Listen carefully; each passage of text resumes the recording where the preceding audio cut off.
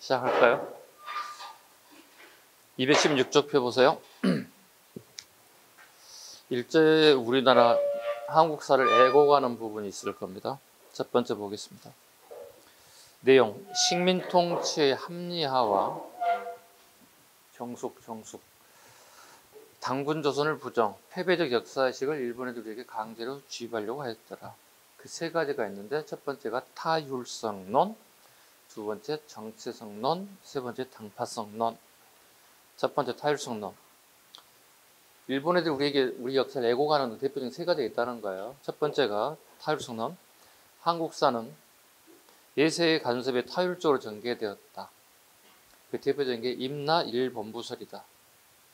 임나 일본부설은 요즘 주제로 나오진 않지만 그래도 기본적인 거 알아두셔야 합니다. 임나라고 하는 것은 일본 애들이 우리나라 신라 지역 낙동강 지역 일부 지역을 일정 기간 통치했다고 하는 일본이 주장하는 일방적인 역사학계 주장이기도 합니다. 우리는 인정하지 않습니다. 그러니까 반도성론.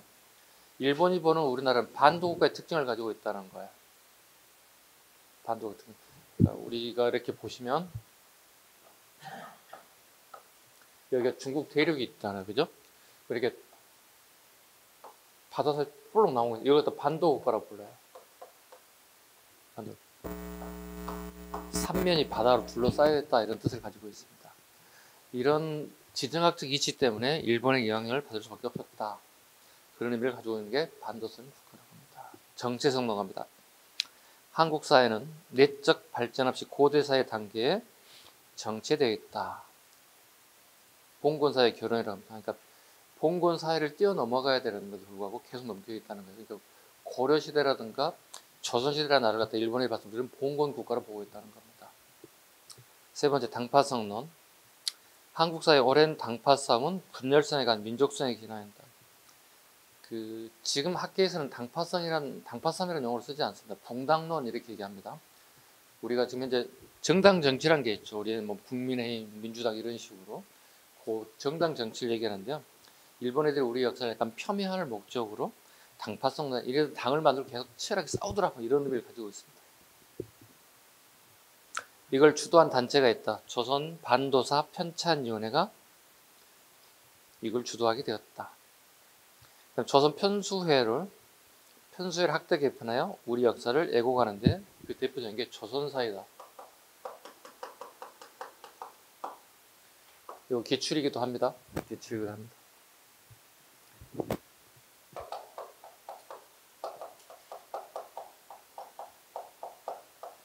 조선사니까 우리가 만든 것처럼 느껴지죠? 우리가 만든 거 아니에요.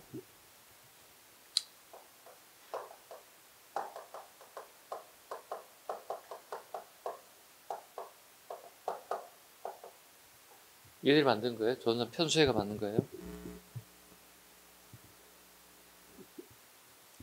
앞전 시간에 약간 일부 부분이 아마 살짝 나왔을 겁니다. 조선사 편수회는 총독부 산하기관입니다.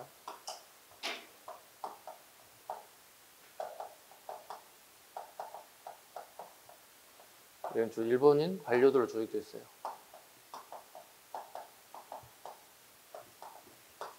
역사를 애고하는 가장 대표적인 단체가 조선사 편수위원회고, 조선사 편수위원회는 총독부 산하기관으로서 일본인 관료조를 만들었고 그 역사를 애고하는 대표적인 책이 조선사다. 이건 완전히 일본 애들 입맛에 맞게끔 만들어졌다 봐야 되겠죠, 그죠? 네. 내지적 발전 등과 사회주의 맹화론, 이건 안 하셔도 됩니다. 이건 7급에 나오는 거니까 하지 마세요. 안 하겠습니다, 이번에는. 다음 217쪽에 한국사 연구 갑니다. 이게 이제 정작 가장 잘 나오는 부분, 이 부분이기도 합니다. 한국사 연구. 일제강점기에 우리가 되게 한국사를 연구하고 책으로 쓰기가 되게 어려웠을 거거든요. 그 시기적으로 봤을 때. 그럼에도 불구하고 다음과 같은 책들이 나왔다는 거예요. 그래서 되게 주목해야 할 책들이더라. 첫 번째 인물이 박음식입니다. 박은식. 지금 박은식 밑에 나온 신채호 이 두 분 계시죠? 우리 역사 시험에는 거의 빈출이라 보시면 돼요. 너무 많이 나와가지고 내년에 나올지 안 나올지도 잘 장담할 수 없을 정도입니다. 기본적인 것은 국어학자보다는 그죠? 국어학자보다는 역사학자가 주장한 내용이 훨씬 더 출제 가능성이 높다. 왜? 우리 시험 자체가 역사 시험이기 때문에. 박은식 갑니다. 호는 배감입니다. 또 태백강로라고도 하고 무치생이라고도 해요. 제가 좋아하는 호는 태백입니다. 태백강로입니다. 태백은 우리나라를 지칭해요. 우리 조선을 지칭하는 단어예요. 미칠 광자고 노비 노자예요. 다르게 표현하면 우리나라 조선이 강복을 맞이한다면 나는 강복을 맞이한 나라에 미친 노비가 되어도 상관없다. 본인의 신분을 유지하겠다는 게 아니라 나의 신분을 무시하고 버려지더라도 나는 강복만 맞이한다면 나는 더 이상 큰 뜻이 없다. 뭐 이런 뜻을 가지고 있어요. 되게 멋진 호가 아닌가요? 네, 그래서 공부하면서 수없이 많은 사람들의 호를 많이 접하게 되는데요. 가장 기억이 오래 남았던 호 중에 하나가 태백강로였습니다. 선생님 개별적인 의미로 부여하자면 그렇습니다. 첫 번째 책 한국통사. 한국통사 별표 5개. 너무 잘 나옵니다. 볼까요? 신이 존재하여 형은 때맞추어 부활한다. 그 통자의 동그란 뜻이죠. 통.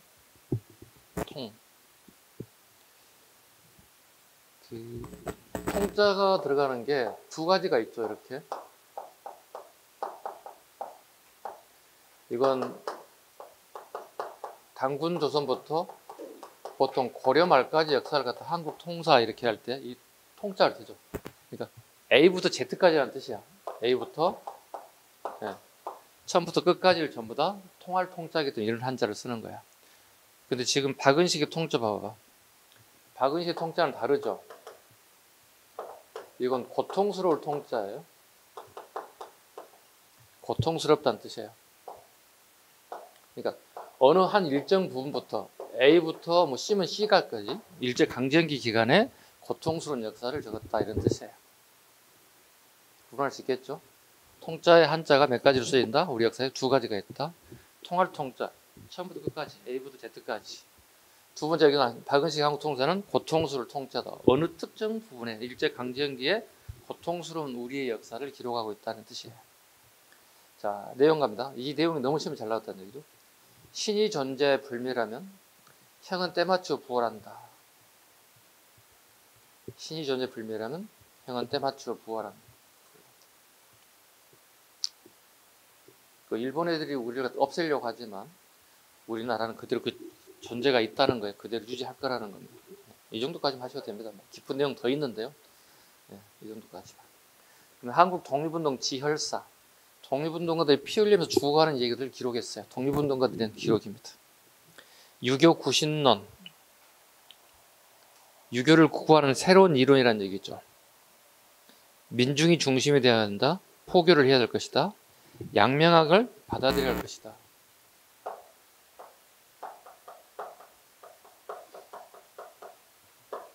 유교를 구할 새로운 이론이라는 얘기죠.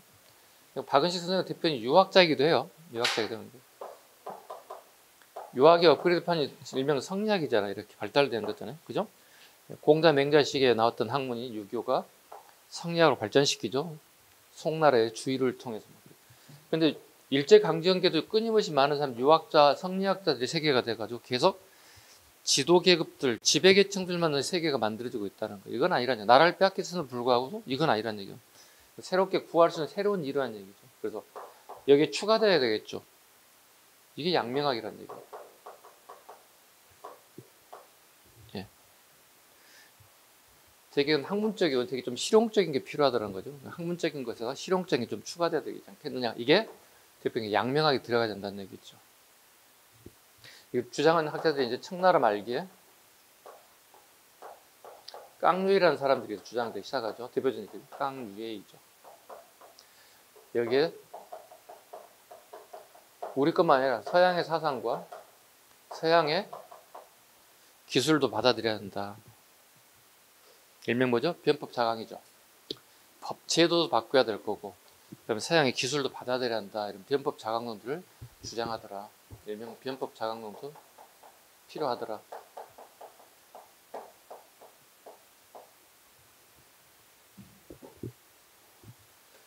그러면 이걸 누군가가 주장하면 끝이 아니라 이거 굉장히 좋습니다. 누군가가 홍보도 필요하다는 얘기죠.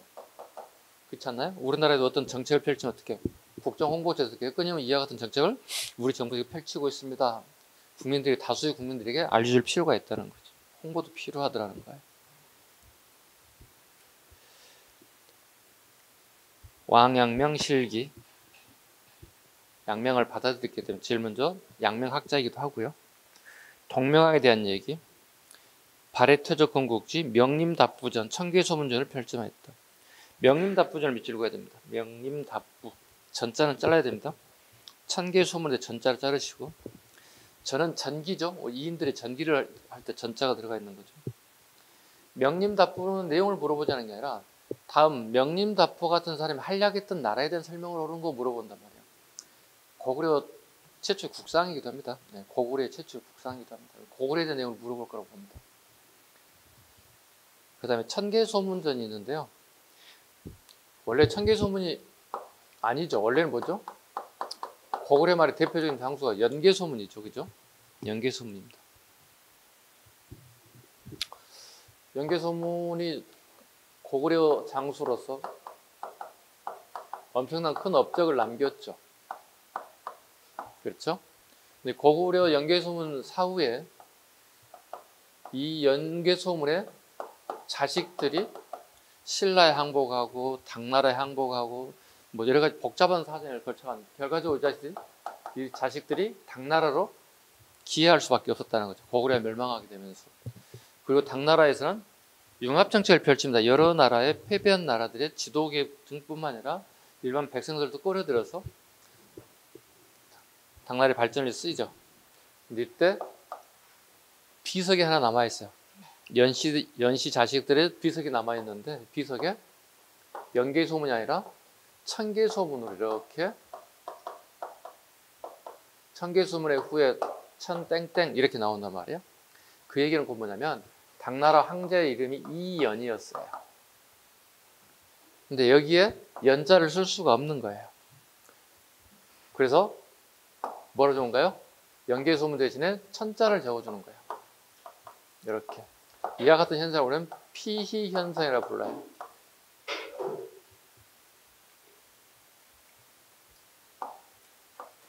이걸 같은 황제의 이름이나 성을 쓸 수가 없어요. 동일한 한자를 쓸 수가 없어요.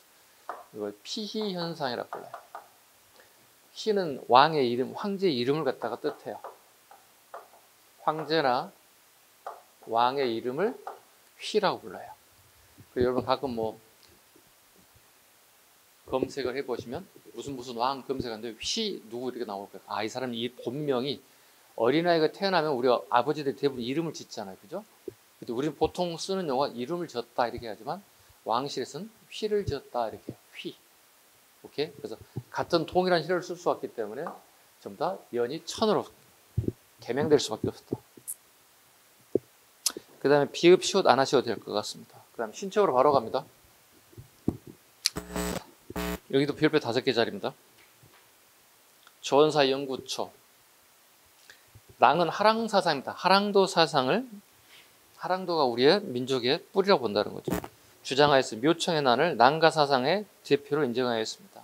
그러니까 하랑 정신의 대표적인 사상으로 묘청의 난을 굉장히 높게 평가했다. 그래서 묘청의 난이 아니라 묘청의 서경 초운동 운동으로 명칭이 바뀌기 시작합니다.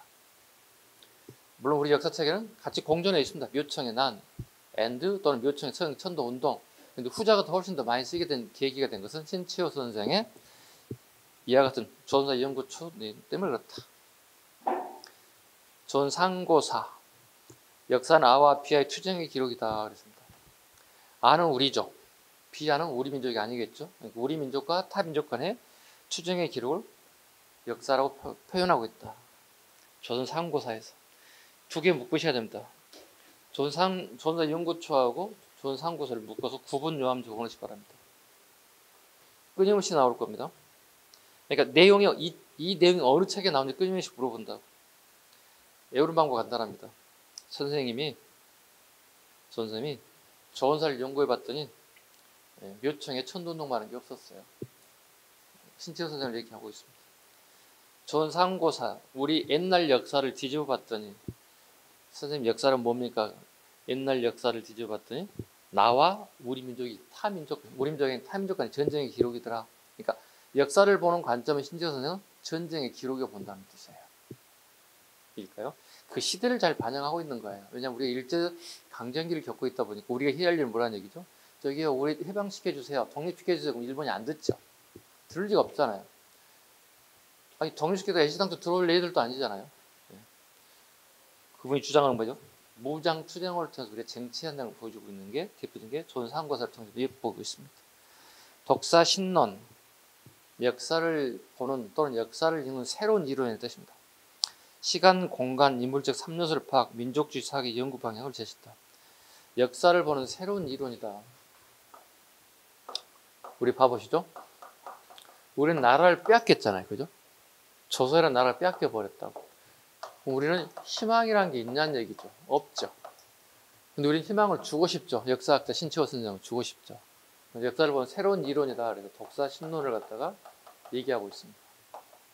역사를 읽는 새로운 이론이다. 우리 출발점이 고조선이잖아요. 그죠? 고조선이에요. 그리고 일정 기간 기자라는 애가 와서 통치했다고 얘기합니다. 그죠? 근데 우리 21세기에서는 이걸 인정하지 않죠. 21세기에서는. 그죠? 그래서 뭐로 얘기하죠? 지금은 이만조선이 우리 역사의 정통성이다. 이렇게 하고 있거든요. 귀자가 끝나고 난 다음에 사만이 만들어지죠. 마한, 변한, 진한으로. 마한, 변한, 진화로 분리되죠. 우리 한국이 분리됩니다. 그리고 마한, 변한, 진한이 어떻게 되죠? 고구려, 백제, 신라로 쪼개지죠. 그리고 통신라가 되겠죠. 신라 중심의 역사가 되겠죠. 그러고 난 다음에 다시 뭐가 되죠? 신라가 망해서 고려라는 나라 왕건에서 거기서 고려가 만들어졌죠. 다시 고려가 조선으로, 그죠?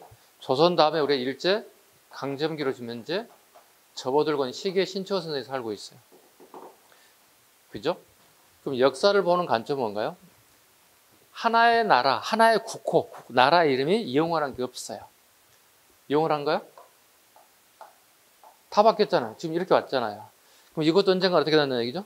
끝난다는 거죠. 그죠? 실제로 끝났죠. 끝났잖아요. 물론 중간에 대한제국이 있습니다만 끝났잖아요. 우리가 어떻게? 해방을 맞이했잖아요. 맞잖아요. 그러니까 역사를 보는 관점에 지금 우리가 일제강점기에 실망하지 필요 없다는 거예요. 언젠간 전애들의 나라는 멸망할 거고 우리 중심의 나라가 세력적으로 만들어질 거라는 얘기거든요. 그렇지 않겠습니까? 그 결국 해방되고 난 다음에 우리는 무슨 원망이 있는지 무슨 한이 쓰든지 나라를 두 개나 만들었어요. 남쪽에는 대한민국이 하나 만들어졌어요. 예를 들면 조선민주주의 인민공화국이래요. 네, 그럴듯한 나라가 만드는 별볼로 좀 나라이긴 합니다만 그렇다면 이것도 마찬가지로 언젠가는 하나가 되겠죠. 아니 우리나라 사람들 봤을 때 하나가 될 거라 생각하고 있잖아요. 지금 이제 누구 중심에 이렇게 돼야 우리나라가 되는 거잖아요. 얘들 중심은 우리 다 죽은 목숨이잖아. 쟤네들 우리 살려 주겠어? 민주주의 공부하고 자본주의 공부하는 애들이 살려 주겠냐고. 그래서 되게 우리가 지켜야 할 나라는 여기잖아요. 그러니까 우리나라 중심의 통일이 이루어져야 우리가 목숨 부지하고 살 수 있을 거 아니에요. 그렇지 않나요? 그래서 우리가 이렇게 공부도 하고 열심히 경제활동도 국방도 강하고 남들 군대도 갔다 오고 하는 이유가 여기 있잖아요. 그렇죠? 그럼 대한민국이 중심이 가더라 이 나라도 영원하지 않을 거란 얘기지. 이 이론에 빗대어 본다면. 그렇죠? 그럼 최소한 우리가 어떻게 해야 돼? 고려 500, 조선 500, 우리 대한민국이 한 500년은 가야 되지 않을까요? 동의하세요? 아니 그 정도는 가야 되잖아. 우리 때 나라가 망하면 어떻게 할 거야? 그죠? 지금 우리 5,000년 역사 중에 지금 21세기가 5,000년 역사 중에 가장 부강한 나라라는데 세계 10위 안에 들어간 강대국이 들어가 있잖아요. 우리 역사 이런 경우 없었잖아요. 지금. 그렇잖아요. 우리나라 우리 국민들만 이 사실을 모르고 있다는 거예요. 대한민국이 엄청난 나라라는 걸 모르고 있다는 거예요. 이미 선진국이 이미 들었었고 엄청난 저력을 발휘할 거 앞으로도 발휘할 거라고 본다는 거거든요. 자부심 가셔야 됩니다. 우리가. 그렇지 않나요? 여러분의 들어 다 자부심 있잖아요. 우리나라 대단한 나라잖아요. 다시 가죠. 을지문덕, 이수진전, 최도통전 2인전입니다. 네. 을지문덕, 이수진전, 최도통전 이건 암기사항입니다. 그래서 이렇게 제가 외우라고 합니다. 암기사항이에요. 어쩔 수 없어요. 선생님 모의고사를 많이 낼 거예요. 이거. 연습 지키기 위해서요. 네. 신채호 선생의 쓴 책, 이인전이죠. 이인전을 만드는 이유는 뭐냐면 우리가 나라를 빼앗겼어요. 옛날에 이인전을 읽음으로 해서 어떻게 죠? 우리가 그 사람들을 본받아서 우리도 영향을 좀 받았으면 하는 마음을 가지고 있어요. 그래서 우리 초등학교 시절에 여러분 이인전 좀 읽어보셨을까요? 그죠? 강요에 의해서. 물론 일부는 재밌어서 읽기도 했지만 선생님은 지극히 강요에 의해서 읽었습니다. 엄마 손에 이끌려서 이순신 읽어봐야지, 최영장을 읽어봐야지. 학교 가더니 선생님 손에 끌려서 이인전을 읽고 독후감을 써오라는 명령이 떨어져서 어쩔 수 읽었습니다. 자, 근데 아쉬운 것은 독후감을 쓰기 위한 책을 읽는 방법은 전혀 효과가 없었어요. 전혀 선생님 나이쯤 되면 그 내용 자체를 기억을 못해요. 말 그대로 숙제용이에요. 레포트용이었을 뿐이지 전혀 기억 못해요. 그래서 독서라는 게 본인이 해야만 기억이 오래 남는 것 같아요. 보는 관점도 좀 달라질 것 같고요. 일단 어찌됐든 간에 외우셔야 될 것 같습니다. 신채호 선생, 이순재 을지문제 세트 봐볼까요?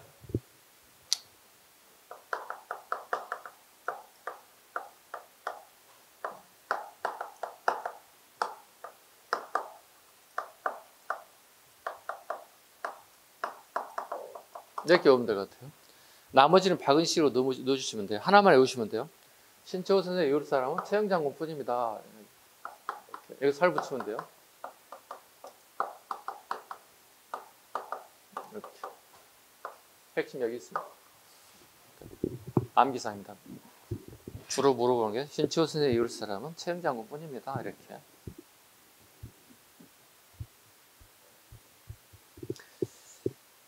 천의당 시야, 문학 비평론으로 천의당 시야. 천의당이라는 필명을 사용해도 됩니다. 되게 다양한 방면에 역사뿐만 아니라 문학 부분도 되게 됩니다. 그 다음에 조선혁명 선언. 뒤에 또 나오겠습니다. 이건 별표 7개짜리죠. 신채호 선생님 하면 무조건 나오는 게 조선혁명 선언이죠. 의율단이라는 게 나오죠. 네. 1919년에 김본봉이 만든 단체입니다. 의열단은요. 우리의 독립운동 방향을 무장투쟁으로 밖에 할 수 없다고 주장하죠. 여기에 이론적 뒷받침할 필요가 있다. 의열단 단원들이요. 봐보세요. 엄청나게 많은 사람들, 일제강점기의 일본인들, 그 다음에 친일파들을 엄청나게 많이 죽이죠. 근데 누구도 나의 의거에 대해서 알아주는 사람이 별로 없었어요. 그래서 의열단 단원들이 뭐랄까요, 마음이 약간 시들시들해지는 거예요. 마음의 용기가 조금씩 사라지기 시작하는 거예요. 내가 저 사람을 죽였어. 엄청난 사람을 죽였는데 나에 대해서 누구 하나도 칭찬해주지 않아요. 그러려니 이런 정도 됐다는 거죠. 왜? 보세요 여러분, 사람을 죽인다는 건 쉬운 일이 아니잖아요. 그리고 일제강점기 우리를 괴롭혔던 일본 애들 갖다가 죽인다는 것도 쉬운 일이 아니죠. 왜? 그 사무만 경호를 뚫고 들어가서 사람을 죽여야 되잖아요. 그렇잖아요. 그럼 어떻게, 야, 너 죽었어. 오늘 우리 놀이하는 거 아니잖아요. 총을 쏴서 죽여야 되는 거잖아요. 그죠? 엄청난 노력이 필요한 거야. 이런 게 있잖아. 우리가 학교 다닐 때 공부를 열심히 해서 성적이 한 1등 올랐어. 부모님이, 1등 올라가지고 까불지 마. 가만히 있어. 이렇게 하는 거하고, 와, 우리 아들 진짜 공부 열심히 했나 봐. 성적이 올랐어. 전자가 좋아요? 후자가 좋아요? 우리 자식 입장에서. 후자가 더 좋잖아요. 누군가가 용기를 주는 게 더 좋잖아요. 선생님 여러분이 와서 상담할 때, 야, 더 열심히 해봐. 조금 더 열심히 해봐. 더 좋잖아요. 야, 진짜 니 이렇게 하고 공부 이 정도밖에 안 나오냐. 이러면 어떻게 공부하고 싶지 않잖아요. 그러니까 누군가가 내 주변에서, 주로 어른들이, 부모님들이 용기를 더 줬을 때 훨씬 더 공부가 잘 되거든요. 별거 아닌 것 같아도 그 심적인 게 있거든요. 마찬가지였대요. 의열단 단원들이 힘이 없어요. 내가 엄청난 일을 했음에도 불구하고 누구 하나 알아주는 사람이 없어요. 그래서 시들시들해요. 그래서 김원봉 선생이 신채호 선생에게 둘이 코드가 맞는 사람들이에요. 왜? 이 코드 맞는 얘기는 우리가 해방할 수 있는 가장 유일한 방법은 무장투쟁밖에 없다고 생각하는 공감을 가진 인물들이에요. 이 사람은 글을 잘 쓰는 사람이야.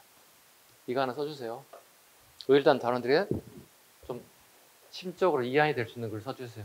조선혁명선언이라는 아주 멋진 글을 써서 쉽게 저렇게 우리 포개트에다가 이렇게 글씨를 써가지고 넣어가지고 다닐 수 있는 방법이 있잖아요. 이게 조선혁명선언이에요. 그러니까 내가 상대방을 죽임에 있어서 어떤 죄책감을 느끼지 않고 내가 저 사람을 죽이면서 내가 정당화시킬 수 있고 우리 독립에 일조하겠다, 일조했다는 어떤 개념을 만들어준 가장 용기 있는 글을 하나 써줬다는 거예요. 너무 유명한 글이기 때문에 꼭 알아두셔야 합니다. 볼까요? 의일단의 선언문으로 채택되었고요. 민중에 의한 폭력, 민중의 동그라미 치시죠. 우리 군이 없어요. 대한민국 국가도 없어요. 그 당시에 조선이라는 나라가 없어졌어요. 대한제국도 사라져 버렸다고.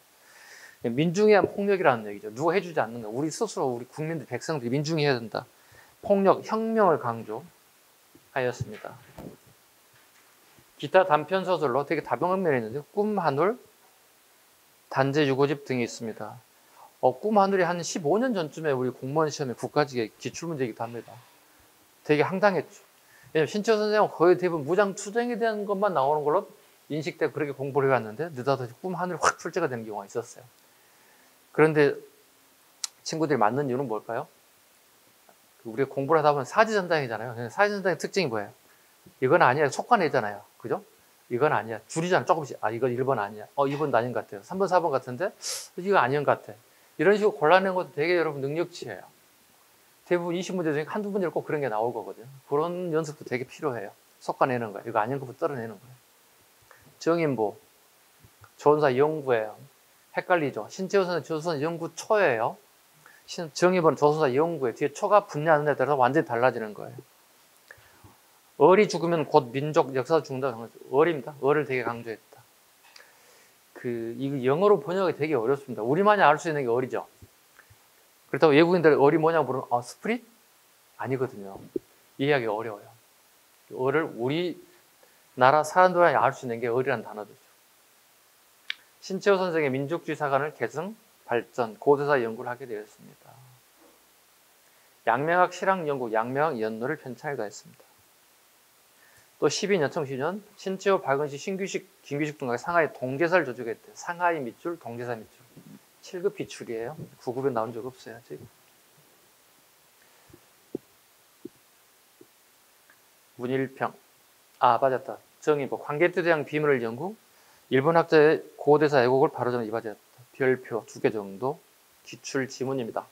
기출 지문입니다. 괜찮지 않나요? 외우기도 좋아요. 정인보를 이렇게 외우면 될 것 같아요. 광개토대왕 비문을 애곡했다고 그랬잖아요. 네, 발을 정자. 정인보고 바로 잡았네요. 외워졌죠? 이렇게 필요해? 시험에 필요하다고. 그죠? 아니, 시험에는 뭐 이거저거 뭐 가릴 게 어디서 되게 필요한 거 무조건 다 이해하고 외울 것때 외워야지 뭐. 문일평 갑니다. 박은식, 신규식, 신추한 게 박다락원을 제가 후진교에서 했다. 박다락원은 7급이에요. 7급. 역사의 대중화에 관심을 가졌고 조선 심을 강태, 심의 밑줄, 조선 사람의 마음이 중요하다. 대미관계 50년사가 15년 전 기출 좀 되겠습니다. 대미관계 50년사 벌써 그렇게 됐네. 사회경제사학자 백남을 대한 얘기를 하겠습니다.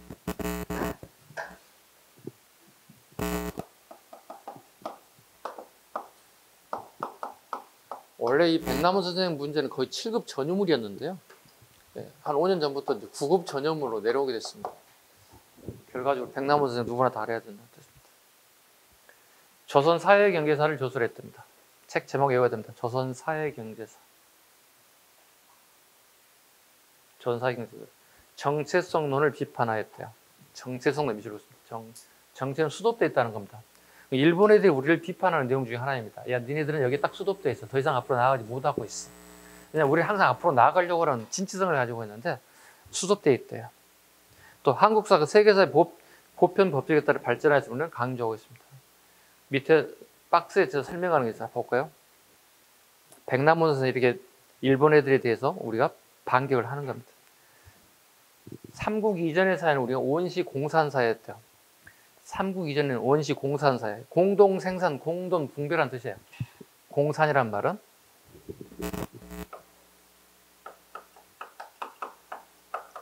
이거잖아요. 그리고 우리가 공산주의가 나타나는 거죠. 뜻은 좋죠. 공동 생산, 공동 분배니까. 근데 발전할 수가 없죠. 이론은 되게 좋지만 발전할 수가 없죠. 자, 삼국 이전에는 원시 공산사회였대요. 다르게 표현하면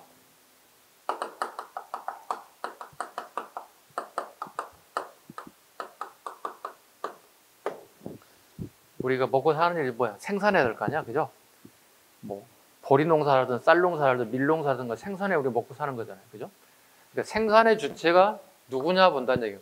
그리고 삼국 이전에는 원시 공사한다기 때문에 마을 단위로 본다면 공동 생산을 같이 공동 분배해 먹었다는 거예요. 삼국 시대는 노예가 생산의 주체였다는 거예요. 왜? 계급이 나타났으니까. 그 다음에 통일신라 시대 보세요. 통일신라부터 조선시대까지 동양적 봉건사회래요. 동양적 봉건사회.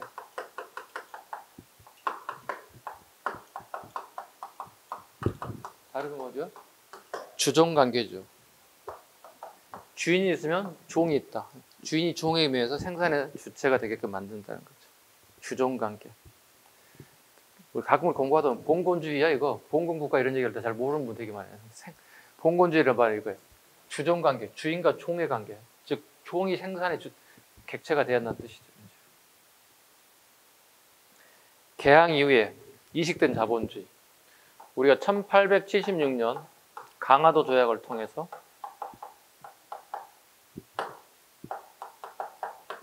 세계 항구가 열리죠. 부산, 원산, 인천 세계 항구가 열리죠. 이때 일본으로부터 이렇게 이식된 자본주의, 서양에서부터 왔던 자본주의가 일본을 통해서 이렇게 자본주의 하나씩 들어오기 시작했다. 이식된 자본주의가 이렇게 나타나더라. 그러니까 사회주의 학자가 보는 경제관념이 이렇게 발전사를 이렇게 분석하고 있다는 거예요. 말씀드렸습니다. 7급에서 9급에 이제 아주 단골 메뉴가 됐습니다. 누구나 다 알아야 하는 내용이 됐습니다. 그 다음에 유물사관의 입장에서 한국사를 체계하고 자본주의 맹아론을 주장했다. 유물사관 밑줄 그시죠. 역사를 보는 관점이 유물, 사물의 물질의 발전사에 따라 달라지는 개념이라도 유물사관이라고 하고요. 그 다음에 처음으로 자본주의 맹아론을 주장했대요. 맹아론. 밑에 한번 보시죠. 맹아론이란 열등한 식민지들에게 근대 문물을 전파시켜 개화시켜준 은혜가 있다는 기존의 열강중식 이론에 대해 반대로 대두했대요. 반대로 얘기했대요. 맹아, 우리가 씨를 이렇게 땅에 뿌리면 그 씨가 이렇게 움트죠. 이걸 맹아라고 불러요. 그러니까 일본 니네들이 우리에게 그냥 자본주의를 던져준 게 아니라 니네들이 우리에게 가만히 있어도 우리 스스로 싹을 틀려고 이미 준비하고 있었어. 그 니네들이 먼저 와서 뿌린 것 뿐이야. 그런 의미예요. 그러니까 우리 스스로도 이미 준비가 되고 곧 싹이 단계가 올랐다는 얘기죠. 니네들이 와서 밟았다는 얘기가 되죠. 그 대표적인 뭘로 그럼 반박할 수 있을까요? 맹아론. 뭘로 우리가 맹아론의 근거를 대라면 뭐라고 얘기해야 될까요? 이양법, 광작, 상품화작물 이런 것들이에요. 적어놓으세요. 맹아론을 뭐가 움트려고 했는데 물어보면 뭐라고요? 광작. 그러니까 지주가 돈 많은 사람, 땅을 많이 운영하는 사람들이 광작이라고 하죠. 광작. 맹아론의 대표적인 뭐가 있냐 물어본다면 부자 농민들이죠. 네. 분홍들이 광작을 하죠. 광작. 그 다음에 원액이 한자로 이양법.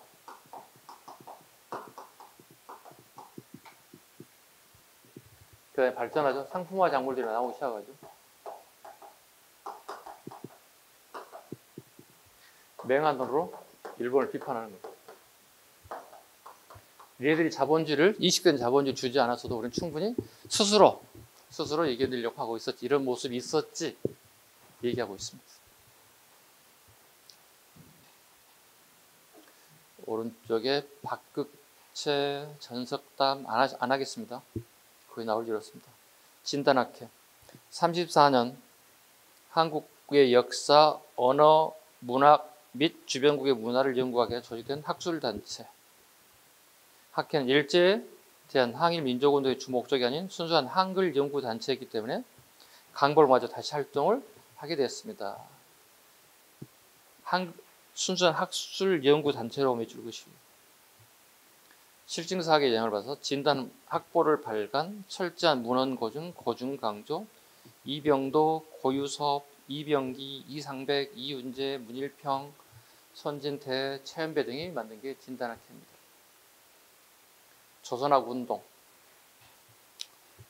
정약용 선생 서거 99주기를 기념해서 내년에 100주년이 되거든요.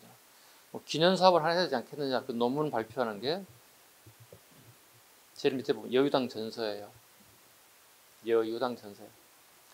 여유당 전서는 정약용 선생이 쓴 책이 아니에요. 조선학 운동에 참여했던 이분들이 정약용 선생을 전부 다 책을 모아서 요즘 말로 치면 간추려 쓴 책이라 보시면 돼요.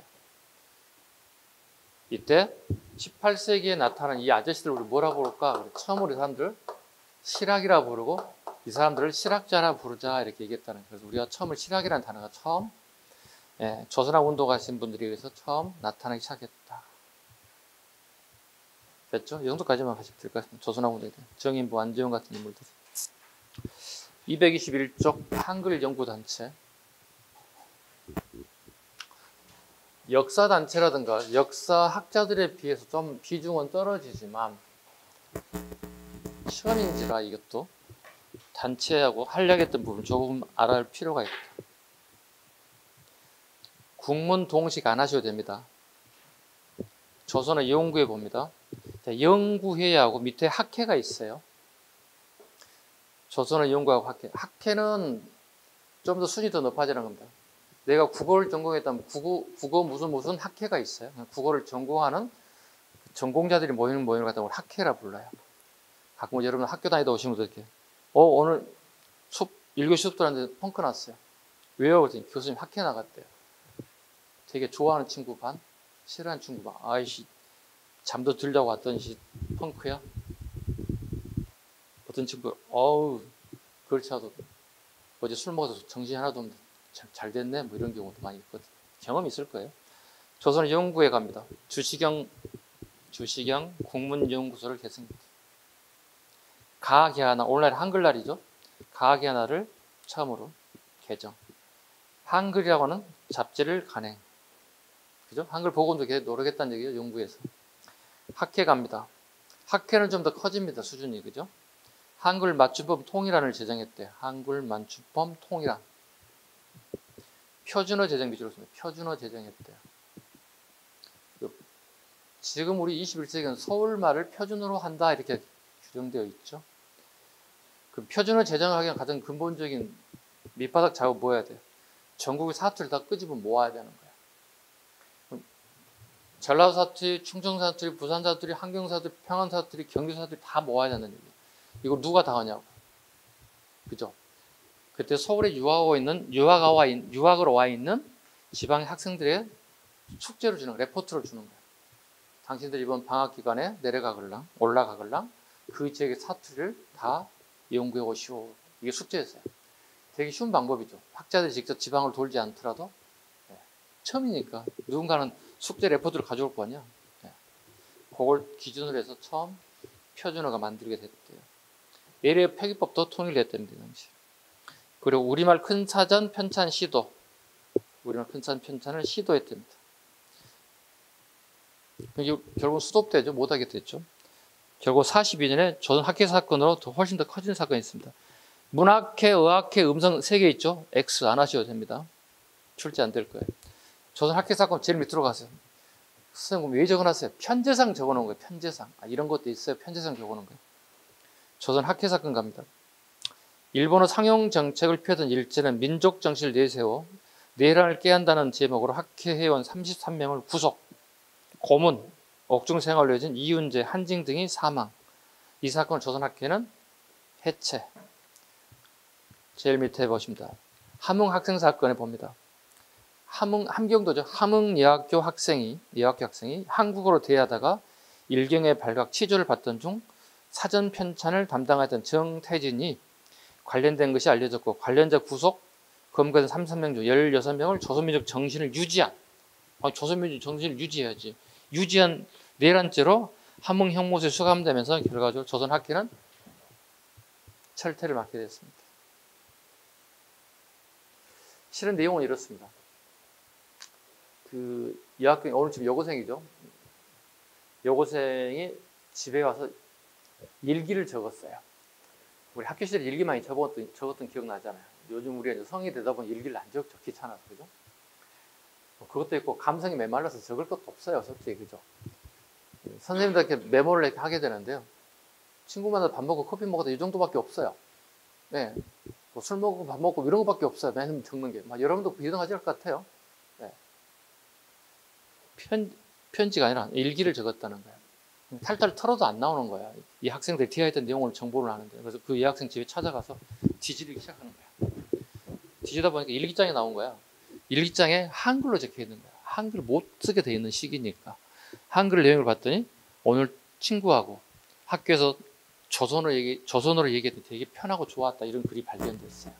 아, 얘들이 일본어를 학교에 사용하지 못하가 함에도 불구하고 선생님을 학교를 모르게 조선을 하고 있구나 사실을 알게 됐어요.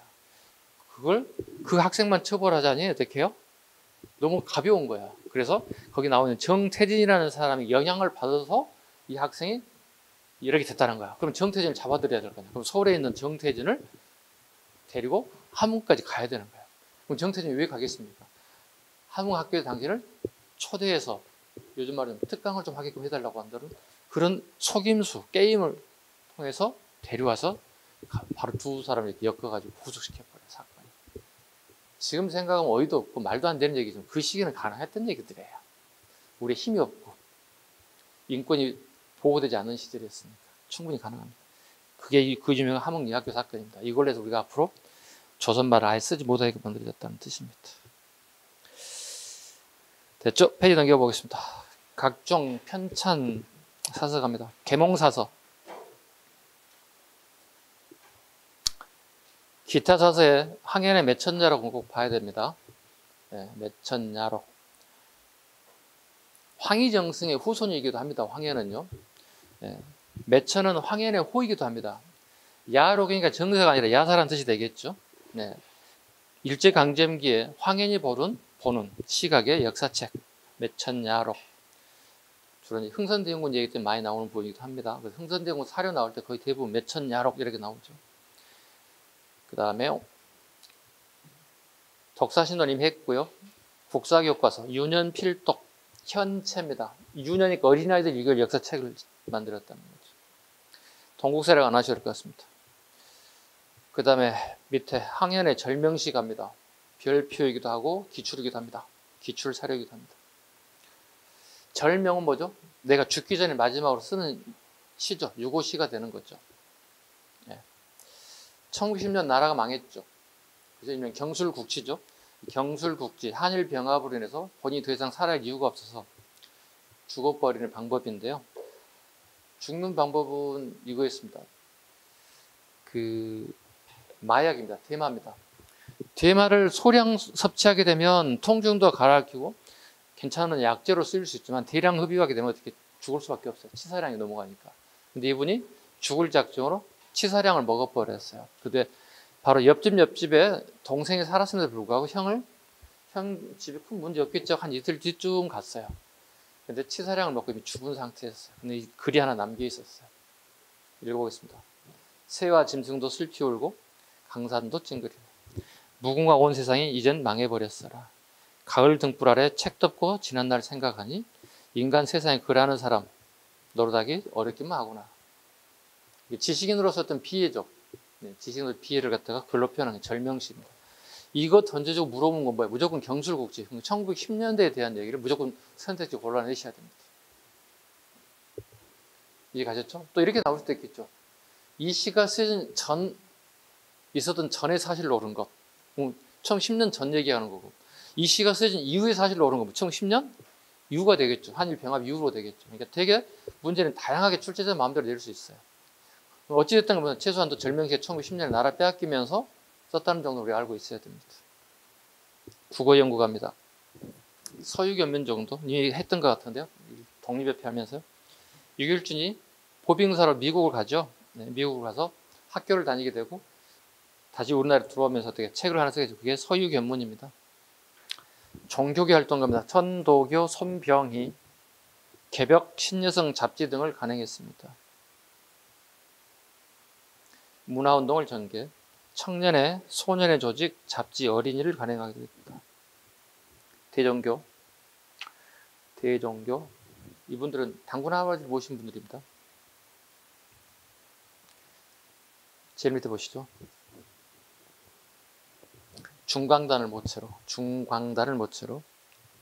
그 당군을 모시는 그 절이 중광절입니다. 네.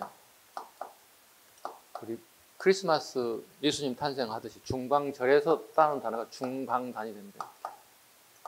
무장단체로 가는 거죠, 이렇게 발전해 갑니다. 중강단으로 갑니다. 중광단을 모체로 1919년 간도에서 조직된 정의당을 명칭을 북록은 정선으로 개칭한다. 정의당은 모르셔도 됩니다. 이렇게.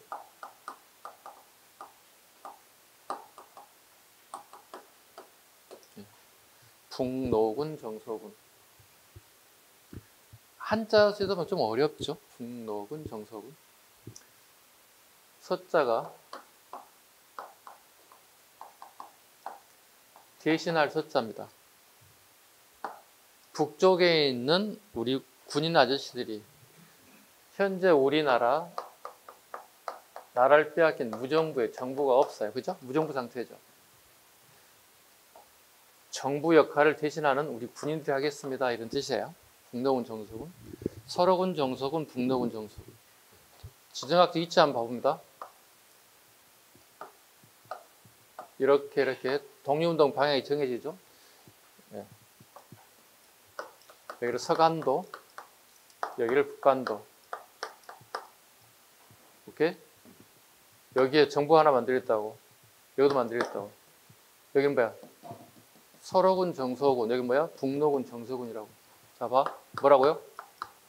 북록은 정서군. 여기는 뭐라고요? 설록은 정서군. 아니, 이게 어렵잖아. 한자가 애워지지도 않아. 뜻을 알아야지. 북쪽에 있는 우리 군인들이 나라가 없기 때문에, 정부가 없기 때문에 정부 역할을 하겠습니다. 우리 군인들이. 뭐라고 여기가? 설록은 정서군. 여기 뭐라고? 북록은. 자, 그럼 어떻게 김자진 장군이 이쯤에서 한략했네. 대충 때려잡을 수 있잖아. 남아있잖아. 오케이? 아니, 독립운동할 때 여러분 가장 어려워해요. 왜? 선생님, 저거 다 암기해야 됩니까? 물론 암기도 필요하고 이해도 필요하고 지정학적 이치가 내 머리에 꽂혀 있어야 된다고. 아니, 이 사람이 서울에서 하려고 했는지 인천에서 하려고 했는지 부산에 하려고 했는지 알아야 할 거 아니야, 이게 기본적으로. 그죠? 이치 잡으라고 제일 먼저 이렇게. 설록은 정서군, 북록은 정서군. 가장 우리 시험에 많이 나오는 두 개 단체잖아요. 이치도 꼭 잡아야 되잖아요. 간도지방의 서간도와 북간도 지역에서 가장 치열한 무장 투쟁이 벌어진단 말이야. 이게 일본의 뛰어난 전략과 뛰어난 작전과 엄청나게 많은 군인 숫자를 우리가 맞대응해서 싸워야 되잖아요. 엄청난 전투력을 우리가 발휘해야 되는 거예요. 승리하는 전투들이 막 나오기 때문에 이게 잘 나올 수밖에 없다는 거예요.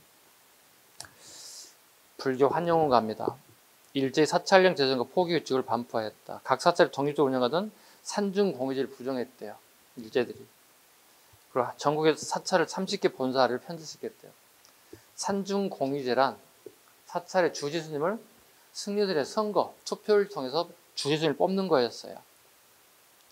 쉽게 해서 우리가 초등학교 시절에 반장 선거하듯이 뽑았는데 이 자체가 없어져 버렸어요. 불교를 갖다가 총독부에서 주지스님을 다 임명해서 친일 성향을 가진 주지스님에게 총독부에서 임명해서 통치하게 만들었다. 총독이 주지 임명권과 사찰 재산의 처분에 관여하면서 불교계는 일본에 종속되고 말았습니다. 그럼 한용을 해야 할 거 맨 밑에 조선 불교 유신론 밑줄 그어야 됩니다. 예. 살려야 되겠죠. 조선 불교 유신론을 통해서 제자리를 찾아야 되겠죠. 자, 여러분 생각해 볼까요? 반장을 우리 초등학교 때 반장 선거를 하는 게 좋아요? 선생님이 반장을 임명하는 게 좋아요? 선거하는 게 더 훨씬 더 민주주의잖아요. 그게 우리가 민주주의를 처음 배우는 거잖아요. 그죠? 아니, 선생님 시기에도 반장 선거 나오면 반장하고 싶은 사람 손 들고 나오세요. 그리고 발표하세요. 공약 발표하세요 하거든요. 네, 그렇지 않나요? 그게 민주주의가 처음 초등학교 때 배우는 거잖아요, 우리가. 그죠? 그렇죠? 근데 갑자기 선생님이 오늘 반장은 홍길동, 오늘부터 반장이야. 이렇게 하면 어떻게 해? 인정하는 친구들 좀 어떻게 해? 부정하는 친구들 뭐야? 이렇게 되잖아요. 왜 선생님이 임명하는 거야? 저희가 뭔데? 조카인가? 뭐 되게 의심을 많이 받잖아요. 이렇게 만들었다는 겁니다. 원불교가입니다. 박중빈. 1910년 창시. 불교계통의 신흥 종교. 그래서 현대화된 불교라고 보시면 됩니다. 이분들은 결혼도 하고요. 머리도 안 깎아요. 네. 괜찮죠? 그렇다고 뭐 원불교인이 되라는 얘기는 아니고요. 네. 민족 자립정신 함양 개양 개간산업 저축운동. 저축운동입니다. 나오는 게 저축운동입니다. 간단하죠. 원불교 표기는 이렇게 돼 있어요. 우리가 이렇게 사람을 이렇게 그려본다면 이상하게 됐네? 그려고 이상해. 이게 가슴이에요. 사람 가슴이에요. 가슴에 이렇게 동그란 원형이 이렇게 그려있어요. 이렇게. 동그란 원이 그려있어요. 네. 이걸 끄집어내 볼까요? 기억하게끔 하는 거예요. 이렇게. 여기 구멍 좀 뚫어 보겠습니다. 동전 넣는 구멍에 넣어 보겠습니다. 이렇게. 그럼 동전이 뚝 떨어지겠네요. 그죠? 이게 원불교예요. 내가 돼지저금통에다 저금했어요. 원불교예요. 뭐야 그건? 저축운동 했다는 거예요. 네, 원불교는 저축운동입니다. 개신교, 기독교인들 얘기합니다. 초기에 미신타파, 초기에는 미신타파죠. 되게 우리가 미신적인 게 많았죠. 일제강점기에 YMCA와 YWCA가 만들어져서 청년들을 중심으로 의료, 교육, 민중 계몽운동, 계몽이죠. 기독교인들이 계몽 정신을 하죠. 그러니까 계몽이라는 거 아시죠? 다수의 사람을 모아서 정보를 전달해주는 방식들입니다. 지금은 이거 필요 없잖아요. 우리가 다 배운 사람들이기 때문에. 그다음 민족말살기 신사참배거부운동, 이거 기출이기도 합니다. 신사참배거부운동. 네, 개신교인들이 신사참배거부운동했습니다.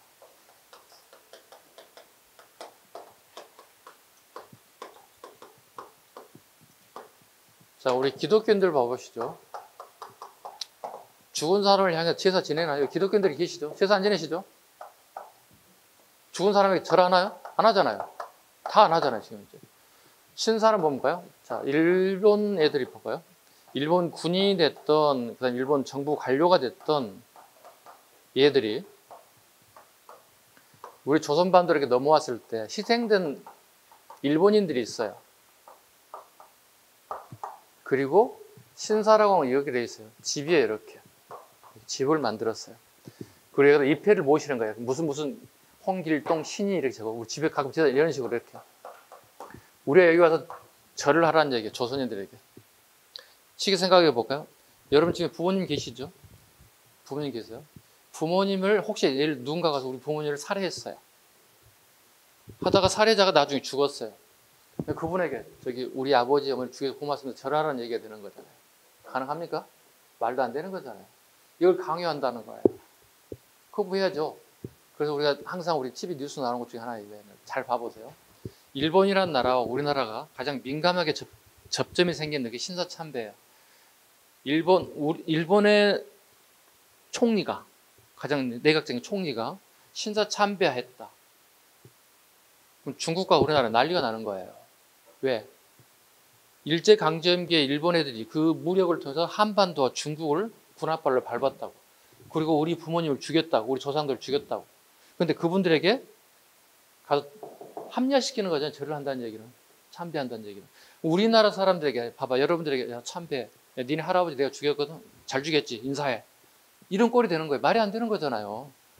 그렇죠?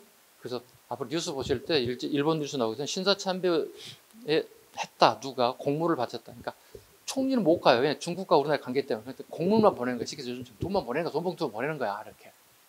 그러니까 쌀이라든가 공물을 보낸다는 얘기는 내가 마음이 있는데 내가 정치인이 되면 가지를 못해. 이런 식으로 표현을 하는 거예요. 그것도 우리가 되게 민감하게 받아들이는 거예요. 아니 일본이 우리에게 사죄는 못할 망정 최소한 A는 지켜야지. 그렇잖아. 근데 내각 책임자니까 내 총리가 가서 이거 되게 심각해지는 거예요. 뉴스를 볼 때 꼭 봐주세요. 신사참배를 하게 되었다. 심각한 문제. 우리 집을 생각하면 돼. 우리 할아버지, 우리 아버지를 죽인 사람들이 가서 고맙습니다고 절하는 꼴이 되는 거니까 말도 안 되는 거죠. 신사참에 대한 내용을 좀 민감하게 좀 받아주시고. 페이지 천주교 갑니다.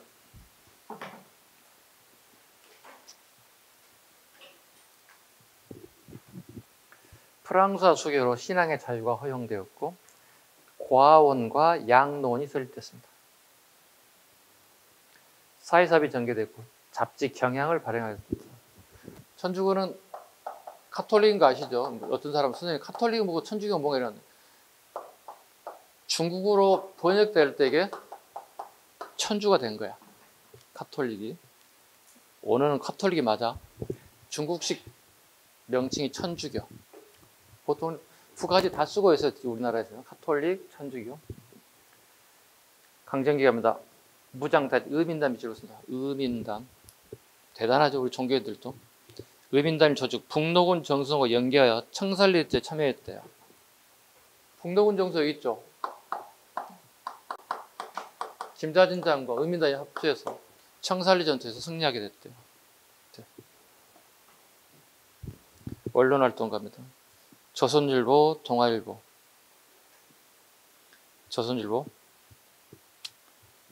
신간의 창립, 신간의 본부와 같은 역할을 하게 됐다. 신간의 밑줄고 있습니다. 동아일보 갑니다.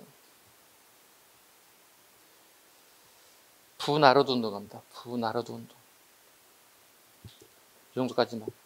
왜냐하면 조선일보, 동아일보에 대한 문제가 그렇게 출제될 확률이 떨어집니다. 왜냐하면 되게 민감합니다. 네.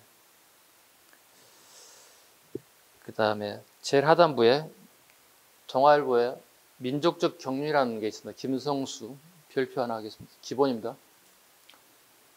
김성수가 동아일보에 민족적 경륜이라는 글을 남겼습니다. 뭐라고요? 예. 이강수요. 선생님 말을 잘못했네요. 이강수 갑니다. 자, 그러면 지금의 조선 민족에게는 왜 정치적 생활이 없는가?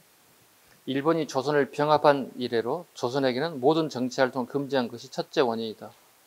지금까지 해온 정치적 운동 모두 일본을 적대시하는 운동뿐이다. 이런 종류의 정치 운동은 해외에서나 할 수 있는 일, 해외에서나 쭉 들어보세요. 네.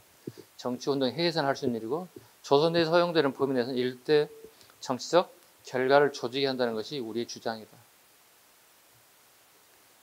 이강수가 체크하시고 그 다음 제일 하단부에 송기정의 일장기 말소 사건 연도를 암기 좀 해줘야 되겠습니다. 1936년. 내용은 다 아실 겁니다. 그래요? 베를린 올림픽에서 일장기를 달고 금메달을 달았고 최초의 세계 기록이 나왔습니다. 그럼에도 불구하고 일장기를 달았기 때문에 기뻐하지 않죠. 송기정 선생님 입상식 그 다음에 이렇게 마지막 테이프를 들고 가지 않죠. 태극기를 달리 못했으니까요. 근데 보도가 되고 난 이후에 한 3일쯤 지나고 난 다음에 동아일보라든가 조선일보와 조선중앙일보에 태극기 일장기를 빼버렸어요. 뺀 상태로 신문에 송기정 사진이 뜨게 되면서 엄청나게 많은 피해자들이 발생하게 됐습니다. 이걸 송기정 일장기 말소 사건이라고 하는데요. 그 내용을 물어보지는 않을 겁니다. 무조건 연도를 물어볼 겁니다. 일장기 말소 사건이 발생했던 시기 사실 가장 가까운 거 물어볼 거라는 거예요. 30년대 중반의 내용을 거의 선택해 골라야 돼요. 좀 더 폭이 넓어질 수 있어요. 이게 나오게 되면. 어렵지 않은 것이면 벌써 쑥 지나갔습니다. 다음 시작하도록 하겠습니다.